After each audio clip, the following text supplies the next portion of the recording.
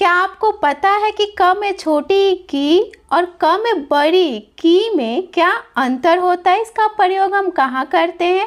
तो चलो इस कन्फ्यूजन को आज हम दूर करते हैं। देखो, क में छोटी ई की का प्रयोग कहाँ होता है? यह एक समुच्चय बोधक मतलब क्या, कंजंक्शन होता है। इसका प्रयोग दो वाक्यों को जोड़ने के लिए किया जाता है। इंग्लिश में आप कुछ बोल के जहाँ पे दैट का प्रयोग करते हो ना, वहाँ पे क्या हो जाता है, की आता है दो वाक्यों को जोड़ने के लिए।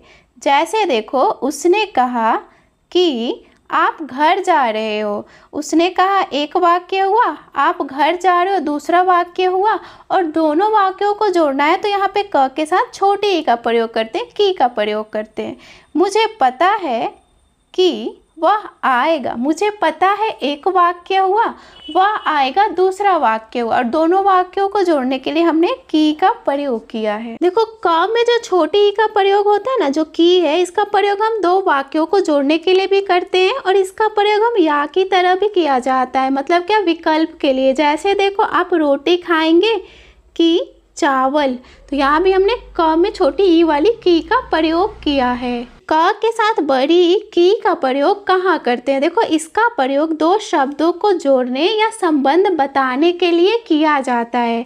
जैसे देखो, धृति की किताब नहीं है, तो धृति और किताब के बीच में हम क्या कर रहे हैं, संबंध बता रहे हैं। तो यहाँ पे हम क के साथ बड़ी ई का प्रयोग करेंगे, धृति की किताब नहीं है। वेदांत की बहन तेज है, तो वेदांत और बहन के बीच में हम क्या कर रहे हैं, संबंध जोड़ रहे हैं। तो यहाँ पे हम क के साथ बड़ी ई का प्रयोग कर रहे हैं, वेदांत की बहन तेज है। अब देखो, करना क्रिया होता है ना, उसके भूतकाल के रूप में भी हम क के साथ बड़ी की का प्रयोग करते हैं। जैसे देखो, मैंने पढ़ाई की, बच्चों ने शरारत की। तो भूतकाल में जो करना होता है, करना क्रिया, उसका प्रयोग हम क के साथ बड़ी ई लगा के भी करते हैं।